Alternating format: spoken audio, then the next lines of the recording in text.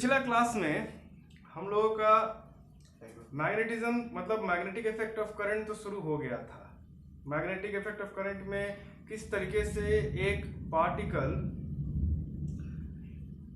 Behave करता है when it is placed inside a external magnetic field, ये भी हम लोग कर लिए थे। उसके बाद हम लोग साइक्लोट्रॉन पढ़ लिए थे, उसी का एक एप्लीकेशन।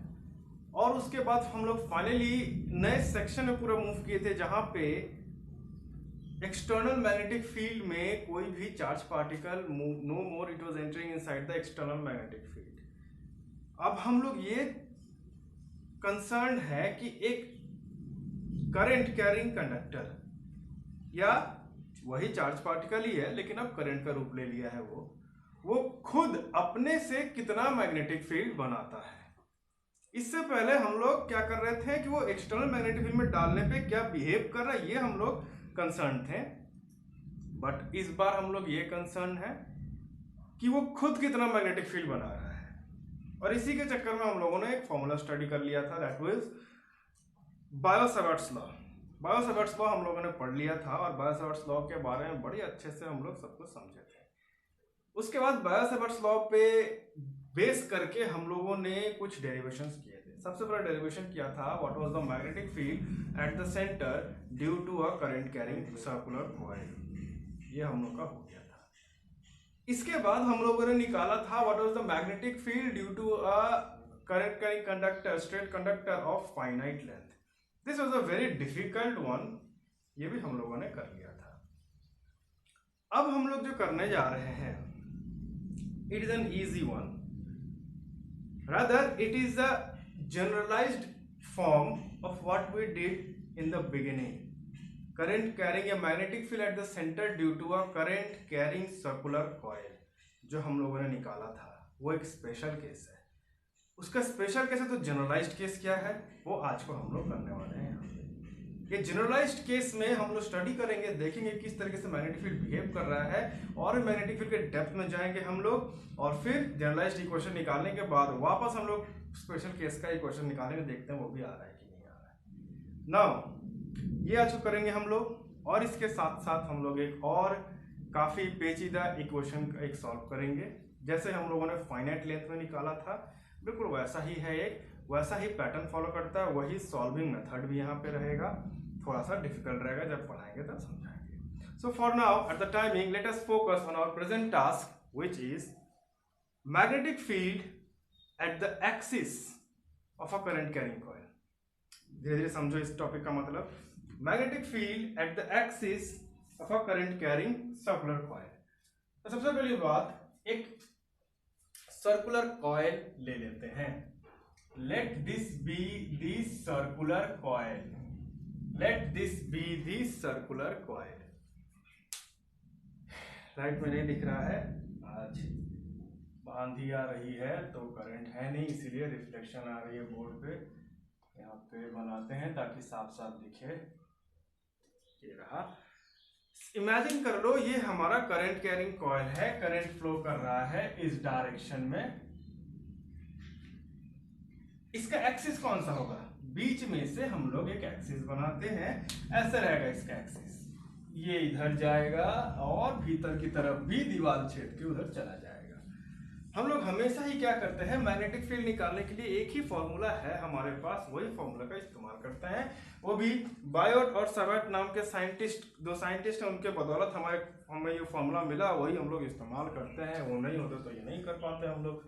तो वो फॉर्मूला है हम लोग हमारे पास dB is equal to mu naught by 4 pi IDL sine theta by r square. Now in this formula ये जो DL दिखा IDL, इसको कहते थे हम लोग current element. Now this current element, सबसे पहले हम लोग को ये करंट एलिमेंट ही निकालना जरूरी होता है, और ये जो पोजीशन वेक्टर है इसको निकालना जरूरी होता है ताकि हम लोग ये थीटा डिटरमाइन कर सके। क्यों जरूरी है ये थीटा डिटरमाइन करना? जरूरी इसलिए है क्योंकि एक बार ये थीटा को हम लोग डिटरमाइन कर लिए तो हम लोग ये पता कर सकते हैं कि क्या ये थीटा वेरी कर रहा है या क्या ये थीटा कांस्टेंट रह रहा है। क्योंकि लास्ट में अगर ये थीटा को इंटीग्रेट करने लायक सिचुएशन में लाया जा सकता है, यानी हम लोग को डीवी से इंटरेस्ट नहीं है, हम लोग डीवी का मतलब होता है magnetic field due to only a small current element IDL. अगर हम पूरे लूप के लिए मैग्नेटिक फील्ड जाते हैं तो हमको ये इसको इंटीग्रेट मारना पड़ेगा, और अगर इंटीग्रेट मारेंगे तो सिर्फ डीएल ही टूटा है तो डीएल को ही हक है चेंज होने का, बाकी सारी चीजों को फिक्स होना पड़ेगा। अगर ये चेंज हो रहे हैं तो इसका मतलब इसको इंटीग्रेट नहीं कर सकते हैं हम लोग, तो साइन थीटा ही अक्सर है जो चेंज होता रहता है बार बार पे। अगर ये चेंज हो रहा है हर एक केस में तो इसको इंटीग्रेट नहीं कर पाएंगे, और अगर ये चेंज नहीं हो रहा है तो इसको हम लोग इंटीग्रेट कर देंगे। तो let us first determine that whether this sine theta is changing और नॉट। तो सबसे पहली बात याद रखना, ये बड़े अच्छे से आइडियल क्या करेंगे हम लोग, ऊपर में एकदम छोटा सा एक सेक्शन काट ले रहे हैं, इतना छोटा सेक्शन हम लोग काट ले रहे हैं। यहाँ पे काट लेने के बाद इसका जो लेंथ होगा डीएल लेंथ होगा इसका, और चूंकि करंट इधर से फ्लो कर रहा है तो हम लोग क्या करते हैं, करंट का और डीएल दोनों ही वेक्टर से दोनों का डायरेक्शन होता है। Current is not a vector, current is a scalar quantity but still has a direction. Current ही एकमात्र ऐसा एक्सेप्शन है जिसमें डायरेक्शन होते हुए भी वो एक स्केलर क्वांटिटी होता है, because it does not follows the vector laws of addition. इसके बारे में हम लोग पिछले क्लासेस में डिस्कस कर चुके हैं। सो करंट के पास भी डायरेक्शन है और डीएल लेंथ तो एक वेक्टर क्वांटिटी होता है, उसके पास भी डायरेक्शन होता है। तो हम लोग लेंथ का डायरेक्शन फ्रीली, अगर लेंथ को इधर से इधर माप रहे हैं तो उसका डायरेक्शन उधर हो जाएगा, इधर से इधर माप रहे हैं तो उसका डायरेक्शन इधर हो जाएगा, हमारे ऊपर है क्या डायरेक्शन ले सकते हैं उसका।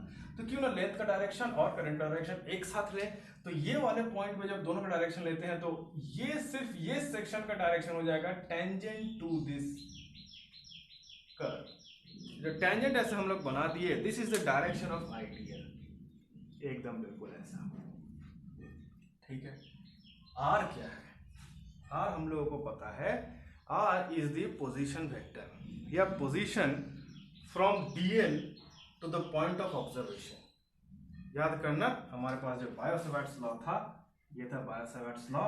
इसमें ये सेक्शन को हम लोगों ने काट लिया था, ये सेक्शन था हम लोगों का डीएल, और यहाँ पे करंट जा रहा था आई, तो ये कहलाया था आइडियल।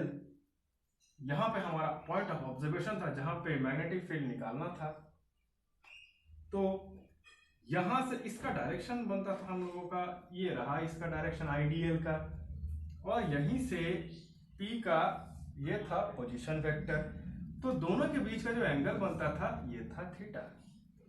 सेम हम लोग का ऑब्जर्वेशन पॉइंट कहाँ है, तो observation point is anywhere on this axis.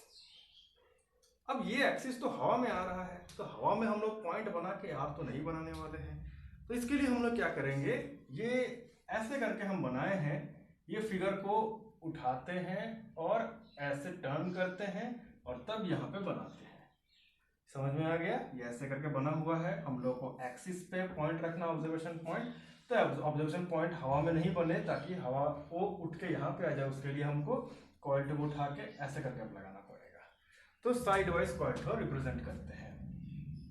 तो इमेजिन कर लो ये है हमारा कॉइल,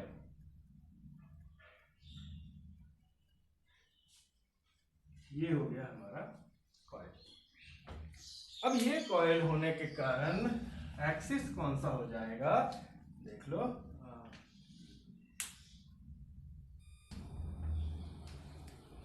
ओके। तो करंट आ गया हमारा, अब बढ़िया से पढ़ सकते हैं। तो यहां पे हम लोग क्या समझ में आ रहा है कि इसी को हम लोग उठा के ऐसे साइड वाइज कर दिए, और साइड वाइज करने के कारण यहां से हम लोग एक्सिस बनाते हैं, तो जरा इसको समझो कैसे एक्सिस बनेगा। ये इसको क्रॉस करके चला जाएगा, एक 3 डायमेंशनल आइडिया मिल जाएगा। हम इस तरह से बना रहे हैं, इमेजिन कर लो दिस इज द एक्सिस,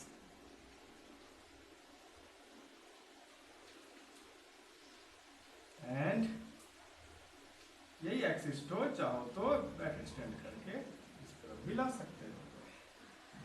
ये हो गया उसका सेंटर। ये जो डीएल लेंथ लिए हैं ये यहां पे है, ये लेंथ तो डीएल लेंथ, और इसको हम कैसे उठाएं इसको समझना। ये लिए थे और ऐसे कर दिए थे, जो डीएल है वो भीतर की तरफ चला गया, भीतर की तरफ चला गया, तो हम लोग वो भीतर का जाने वाला को पकड़ लो ऐसे बना दे रहे हैं। बट इमेजिन कर लेना, ये समझ लेना कि जो डीएल का जो डायरेक्शन वो भीतर गया है, डीएल। अब धीरे धीरे समझो क्या हो रहा है। ये कंस्ट्रक्शन समझना बहुत जरूरी है, क्योंकि एक बार कंस्ट्रक्शन को बहुत अच्छे से समझो, धीरे धीरे हम बता रहे हैं। ऑब्जर्वेशन पॉइंट कहाँ होना चाहिए? ऑब्जर्वेशन पॉइंट इसी एक्सिस में कहीं होना चाहिए। ऑब्जर्वेशन पॉइंट पकड़ लो, ये वाला हो गया हम लोगों का ऑब्जर्वेशन पॉइंट P, कहीं भी नाम दे देते हैं, let this be point P। अब हमारा फ्लैश में थक गया, नहीं ठीक है, पॉइंट P ये रहा हमारा। अब ये तुम लोग जो नोट्स दिए हैं, उस नोट्स में जो पैरामीटर्स का इस्तेमाल किया गया है, अकॉर्डिंग टू दैट पैरामीटर्स ही हम रखते हैं। ये तो हमारा फॉर्मूला है एक्चुअल। नोट्स में ये जो रेडियस दिख रहा है, इस रेडियस को r पकड़ा गया है, तो वही हम पकड़ के चलते हैं। ये जो दिख रहा है ये लेंथ, इस लेंथ को हम लोग r पकड़ लिए, रेडियस को r पकड़ लिए। सेंटर से इस पॉइंट की दूरी को x पकड़ लिए और dl से ये पोजीशन वेक्टर है, इसको a पकड़ लिए। तो ये फॉर्मूले में r बदल के a हो जाएगा, because a is the position vector. तो हम लोग इसको बदल के a कर देते हैं। धीरे धीरे सब कुछ समझते रहना, कंफ्यूज मत होना यहाँ पे। नाउ अब इसको समझो, यहां पे ये फॉर्मूला हम लोगों को सिर्फ और सिर्फ मैग्नीट्यूड के बारे में बताता है। डी भी हम लोगों को सिर्फ मैग्नेटिक फील्ड का मैग्नीट्यूड के बारे में ही बताता है, डायरेक्शन के बारे में नहीं बताता है। तो डायरेक्शन किससे हम लोग पता चलता है? हम लोग को सब कुछ पता है। हम लोग को चाहे Fleming's left hand rule, right hand rule, इसको ध्यान दे, या फिर राइट हैंड थंब रूल, इसका भी अगर ध्यान दे हम लोग, तो हम लोग को एक ही बात समझ में आता है कि magnetic field is always perpendicular to the plane. कौन सा प्लेन? तो अगर हम लोग एक वायर नॉर्मल यहाँ पर रख दें और ये बोर्ड को प्लेन पकड़ लें, इधर से इधर करंट जा रहा है, मान लो ये अगर एक वायर है और यहाँ से यहाँ करंट जा रहा है, तो इस करंट को अंगूठे के डायरेक्शन पे रखो और अंगुलियों को ऐसे घुमाओ, तो यहाँ पे भी दिख रहा है कि ये वाले प्लेन, जो बोर्ड का जो प्लेन है, यहाँ पे मैग्नेटिक फील्ड परपेंडिकुलर है यहाँ पे। ठीक वैसे ही, यानी बात याद रखना, it is always perpendicular to the plane of IDL. Magnetic field is always perpendicular to the plane of IDL. IDL का प्लेन क्या होता है? आईडीएल का प्लेन नहीं, IDL and the position vector, उसका प्लेन होना चाहिए। ओनली इन बायो-सैवर्ट्स लॉ की हम बात कर रहे हैं। दूसरे केसेस में तो तुमको आईडीएल और पोजीशन वेक्टर नहीं मिलेगा, वहां पर तुम थंब रूल का इस्तेमाल कर सकते हो, but still it will be perpendicular to the plane which you are considering, in which the I was placed. जो भी हो, हम लोग अगर मैग्नेटिक यानी बायो-सैवर्ट्स लॉ की अगर बात करें, तो यहाँ पे पोजीशन वेक्टर और आईडीएल के प्लेन में मैग्नेटिक फील्ड हो परपेंडिकुलर रहेगा। अब यहाँ पे कंफ्यूजन आएगा सबको, कैसे ही प्लेन बनाए हम, तो जरा इसको समझो। जब यहाँ पे हम लोगों का एक्सिस था, ये रहा एक्सिस, याद रखना ये एक्सिस है यहाँ पे, और यहीं पे कहीं पॉइंट है। डीएल का डायरेक्शन देखना इस तरफ। अगर ये एक एरो नहीं समझ के अगर एक प्लेन समझे, तो ये कैसा रहेगा? बिल्कुल यहाँ पे अगर लगा दे तो सीधा ऐसा खड़ा रहेगा। और हमारा ऑब्जर्वेशन पॉइंट कहां पर है? यहां पर है। एक्सिस कहां है? एकदम बीचों बीच एक्सिस यहां पे आएगा। तो हमारा प्लेन यानी कि पोजीशन वेक्टर का प्लेन कौन सा है? यहां से ऐसे जाएगा पोजीशन वेक्टर। तो पोजीशन वेक्टर और डीएल का प्लेन हम लोग का यहां पर ऐसा झुका हुआ हो जाएगा। अगर ये वाले डायग्राम में दिखाने की कोशिश करें तो ये हो जाएगा हम लोग का पोजीशन वेक्टर और डीएल का प्लेन। यानी सीधी सी बात है, पोजीशन वेक्टर को ही प्लेन मान लो, समझ में आ जाएगा। This is our plane. अब अगर प्लेन समझ में आ जाए तो हम लोग इसके बाद राइट हैंड थंब रूल ही लगाएंगे। चलो, जिसको ये बात नहीं समझ में आ रहा है कि 90 डिग्री कहाँ से पकड़े, तो राइट हैंड थंब रूल लगाओ। राइट हैंड थंब रूल कैसे लगाएंगे? ये रहा हमारा वायर, ये रहा हमारा प्लेन। करंट कैसे जा रहा है? ऐसे जा रहा है। अंगूठे को कहाँ रखेंगे? ऐसे रखेंगे, ऐसे। देख लो करंट कैसे घूम रहा है, ऐसे करके घूम रहा है। अगर ऐसे पकड़ते हैं तो उंगलियों को हम घुमा सकते हैं ऐसे करके। ऐसे अगर पकड़े तो अंगूठा क्या हो जाएगा? उल्टा हो जाएगा, करंट के डायरेक्शन का उल्टा हो जाएगा।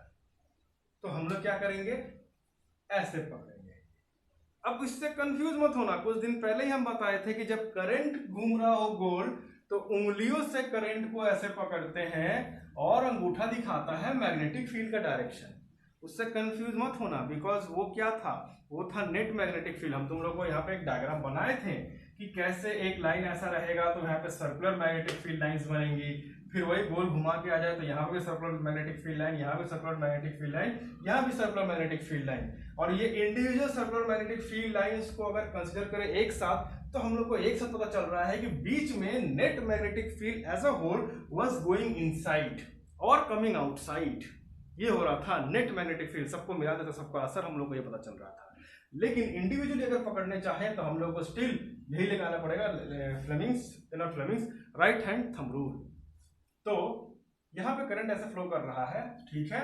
ऐसे करके हम लोग यहाँ पे लगाते हैं, यानी हम लोगों का ये रहा राइट हैंड पहले चूज कर लो, और ये रहा हम लोगों का करंट जैसे फ्लो कर रहा है। ठीक जहां पे डीएल है वहीं पे इसको ऐसे करके पकड़ लो और ऐसे करके पकड़ के देख लो।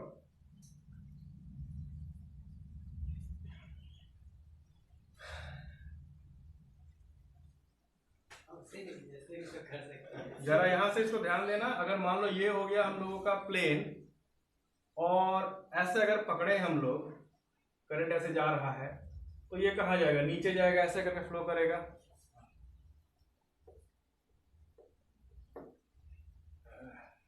ऐसे ही पकड़े तो नीचे जाएगा, ठीक। यानी हम लोग का अंगूठा दिखा दे रहा है डायरेक्शन इधर का, और अगर ऐसे पकड़ रहे हैं तो ये वाले प्लेन में कहाँ होगा? नीचे घुसेगा। यानी यहाँ पर अगर हम बनाने जाए तो यहाँ पर भी कैसे बनेगा? ये है हो गया हम लोग का प्लेन, और करंट कैसे जा रहा है? भीतर की तरफ करंट जा रहा है। भीतर की तरफ अगर करंट जा रहा है तो ऐसे करंट को पकड़ेंगे और उंगलियां कहाँ जाएंगी? नीचे की तरफ जाएंगे। लेकिन यहाँ इसका मतलब यहाँ बनेगा तो क्या हो जाएगा? पूरा एकदम नीचे की तरफ जाएगा। उससे भी बन सकता है डायग्राम, बिल्कुल सही बन सकता है, कोई प्रॉब्लम नहीं है। लेकिन बात है थोड़ा क्लमजी हो जाएगा, थोड़ा गंदा हो जाएगा, समझने में दिक्कत होगी। हम लोग क्या चाहिए? ऊपर की तरफ। उसके लिए काम करते हैं, करंट को थोड़ा रिवर्स कर देंगे। करंट को थोड़ा सा रिवर्स कर देते हैं, आई तो हम लोगों का इसका डायरेक्शन भी रिवर्स कर देते हैं इस तरफ। यानी इसका डायरेक्शन अब इसको चेंज नहीं कर रहे, ऐसा समझ लो कि ये बाहर की तरफ है, ऐसे करके। ओके, ये मान लो बाहर की तरफ है, तो इसका मतलब ये ऐसे और ऐसे जा रहा है, आई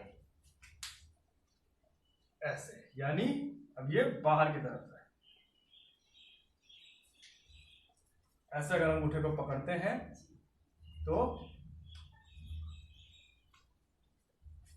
ये रहा। अब इसको समझो क्या हो रहा है। अगर इस तरीके से हमारा प्लेन है और ऐसा करंट जा रहा है, तो यहां से अगर हम इसको पकड़ते हैं तो ये भीतर उठ के यहां से भी निकलेगा, ऐसे ऐसे गोल घूमेगा कि नहीं? ये भीतर ढुकेगा और फिर ऐसे निकलेगा। यानी यहाँ पे मैग्नेटिक फील्ड कैसा रहेगा? इसको ध्यान समझना। इसको मान लो ये जो डायरेक्शन दिख रहा है, ये डायरेक्शन को यहां पे ले आए हैं, ये रहा डायरेक्शन। इसको ऐसे पकड़ रहे हैं, इसको ऐसे पकड़े हैं, तो इस साइड क्या हो रहा है? मैग्नेटिक फील्ड गोल घूमा और यहाँ पे क्या हो रहा है? निकल रहा है। समझ में आ रहा है?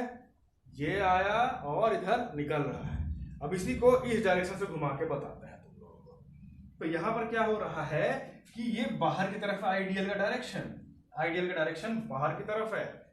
अंगूठे को इस पर रखते हैं और अंगुलियों को ऐसे गोल घुमाते हैं, तो सारा का सारा मैग्नेटिक फील्ड कैसे घूमेगा? ऐसे घूमेगा, इस तरफ ऐसे आएगा और इस तरफ ऐसे निकलेगा। समझ में आएगा सबको? यानी इधर घूम के उधर जाएगा। मैग्नेटिक फील्ड का डायरेक्शन अगर हम रेड पेन से बनाते हैं तो समझ में आ जाएगा, यानी मैग्नेटिक फील्ड का डायरेक्शन यहां से ये आया और ऐसे यहां पे चला जाएगा। ऐसा नहीं बनेगा एक्चुअली में, ये पूरा परफेक्ट सर्कल बनेगा। हम सिर्फ ये पॉइंट पे बताने की कोशिश कर रहे हैं कि ये इस तरफ जाएगा। सो हम लोग को इस प्लेन में मैग्नेटिक फील्ड डायरेक्शन मिल गया। अब ये सिर्फ यहीं पे नहीं रहेगा, ये परफेक्ट मेरा डायग्राम सही नहीं बना है, ये परफेक्ट गोल नहीं बन पाया। परफेक्ट गोल सेंटर होना चाहिए एकदम ये वाला सेंटर, तो यहाँ पे दूर दूर तक भी नहीं है। ये सेंटर बना देते हैं, नहीं तो कंफ्यूज हो जाओगे।